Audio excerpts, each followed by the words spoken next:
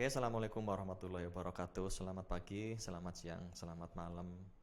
Dimanapun juga teman-teman mahasiswa berada, alhamdulillah hari ini kita akan memulai belajar kita di mata kuliah Marketing Foundation. Jadi kita bicara tentang marketing ya. Kalau kita bicara marketing atau satu kata marketing itu mungkin bisa ditafsirkan dengan makna yang berbeda-beda. Ada sebagian orang mengatakan bahwa marketing itu sama dengan penjualan. Jadi marketing sama dengan selling. Tapi juga ada yang punya pendapat bahwa marketing is not selling. Marketing itu bukan penjualan. Nah, bagaimana sebetulnya konsep dasar dari marketing itu? Nah, itu yang akan menjadi pokok pembahasan di mata kuliah kita kali ini, yaitu di mata kuliah Marketing Foundation. Kalau kita akan membuat strategi pemasaran yang selama ini dikenal banyak orang, yang sering dipakai oleh entitas, sering dipakai oleh perusahaan untuk mulai mengenalkan produk sampai bagaimana membangun hubungan baik dengan pelanggan, ya itu akan menjadi bagian pembahasan di mata kuliah kita Marketing Foundation.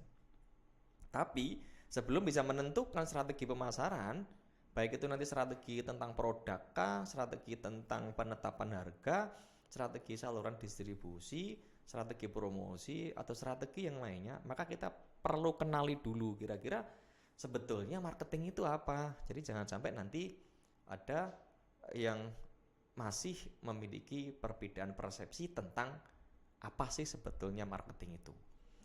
Nah, kita mulai membahas tentang sebetulnya marketing itu apa dari sisi definisi konseptual ya. Nanti kita akan perbanyak diskusi di kelas.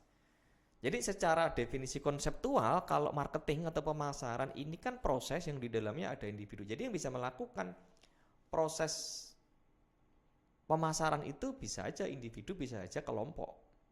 Ya, bisa individu, bisa kelompok. Kemudian untuk mendapatkan apa yang mereka butuh dan inginkan, dengan cara yang pertama adalah menciptakan atau meng-create. Yang kedua adalah menawarkan. Yang ketiga adalah secara bebas mempertukarkan produk dengan produk yang bernilai. Nah, dari definisi itu sebetulnya ada penekanan sebetulnya marketing itu apa? Marketing ya proses yang melakukan adalah bisa individu, bisa kelompok. Kemudian dengan cara apa? Dengan cara bisa memahami dulu apa yang menjadi want and need-nya dari konsumen. Nah, setelah langkah pertama bisa memahami apa yang menjadi kebutuhan dan keinginan konsumen itu apa, baru kita mulai bagaimana kita menciptakan produk, ya kan? How to create produk. Kira-kira produk yang sesuai dengan kebutuhan konsumen kita itu apa, keinginan konsumen kita itu apa. Nah, setelah kita bisa menciptakan produk, ya kan, atau menyiapkan layanan atau jasa, baru bagaimana kita menentukan strategi untuk menawarkan kepada calon konsumen kita, kemudian mempertukarkan, ya kan, menggunakan media-media yang ada dengan menggunakan saluran distribusi yang ada, ya kan, untuk mendapatkan nilai. Bagaimana nanti nilai yang kita sampaikan kepada konsumen itu juga bisa diterima sebagaimana apa yang menjadi ekspektasi atau apa yang menjadi harapan dari konsumen. Ini konsep yang pertama tentang pemasaran ya, teman-teman nanti tolong kenali dulu. Nah, maka tadi sebelumnya saya sampaikan bahwa yang perlu dikenali sebagai basicnya pemasaran itu adalah kita mesti kenali dulu kebutuhan konsumen apa, keinginan konsumen apa, dan permintaannya itu apa.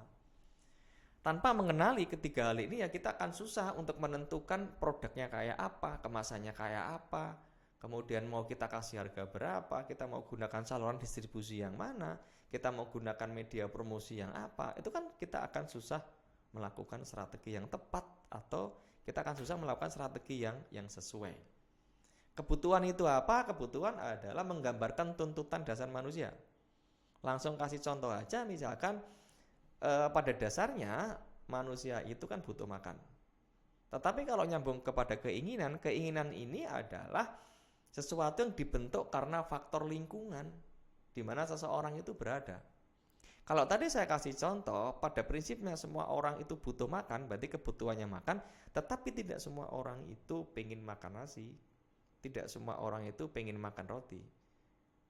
Nah, karena pengaruh, karena dia berada pada satu lingkungan tertentu, ini yang bisa mempengaruhi keinginannya.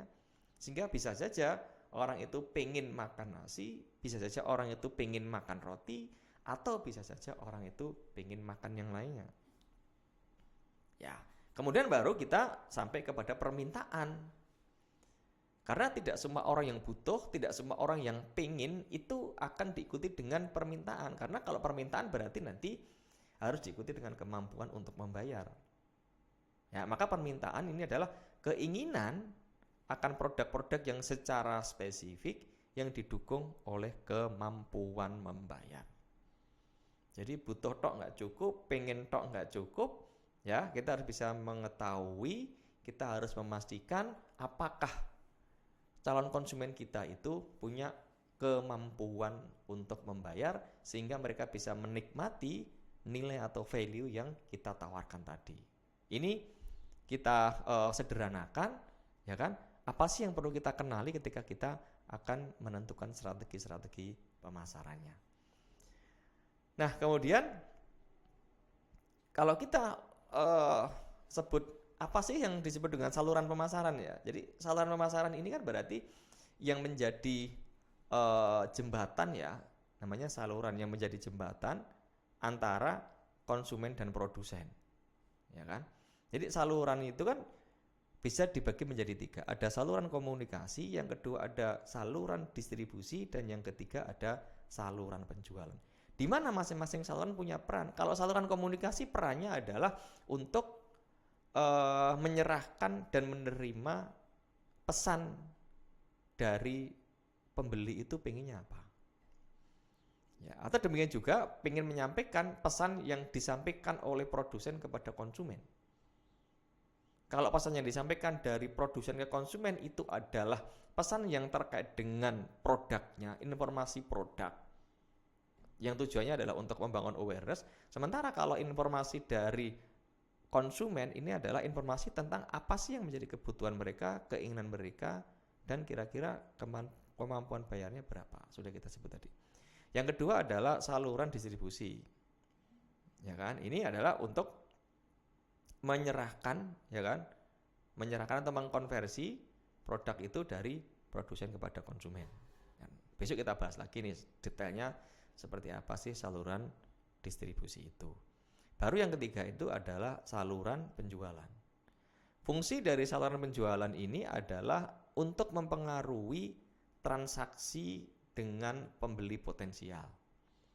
Ada kata-kata pembeli potensial berarti ada loh pembeli yang tidak potensial. Boleh saya artikan bahwa pembeli yang potensial ini adalah pembeli tapi yang diikuti oleh kemampuan bayar. Cuma karena adanya keterbatasan kemampuan bayar dari seorang pembeli itu, maka dibutuhkan satu peran dari saluran penjualan. Karena fungsi dari saluran penjualan adalah mendekatkan antara penjual dan pembeli, ya kan? Mempengaruhi transaksi, ya kan? Jadi kalau saya mau beli mobil harga 200 juta tapi sekarang saya hanya punya uang 50 juta, ya berarti bagaimana saya bisa dekat dengan penjual mobil atau di produsen. Nah, kemudian ada sentuhan peran dari saluran penjualan yang mendekatkan ini. Oh, bisa dengan uang 50 juta bisa mendapatkan mobil seharga 200 juta. Tapi catatan, nanti kamu harus melunasi ini dalam waktu sekian bulan, sekian tahun, dan sebagainya. Sehingga benar-benar ada jembatan di situ sebagai saluran penjualan.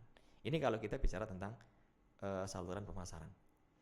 Nah, berikutnya kita bahas tentang marketing evolusi. Kenapa kita harus paham ini dulu? Karena pemasaran itu berubah. Strategi pemasaran berubah harusnya. Kenapa? Ya karena market berubah, budaya sudah berubah, karakteristik konsumen juga sudah berubah, kemampuan bayar konsumen juga sudah berubah. Maka ketika beberapa faktor yang saya sebut ini berubah, tetapi strategi pemasaran kita atau strategi marketing kita nggak berubah, ya berarti dikhawatirkan ada yang salah. Maksudnya apa? Yang salah itu ya berarti strateginya itu nggak mengena. Apapun strateginya itu nggak mengena atau strateginya itu tidak sesuai dengan customer segmentasi. Maka kita perlu memahami dulu tentang marketing evolution-nya itu kayak apa.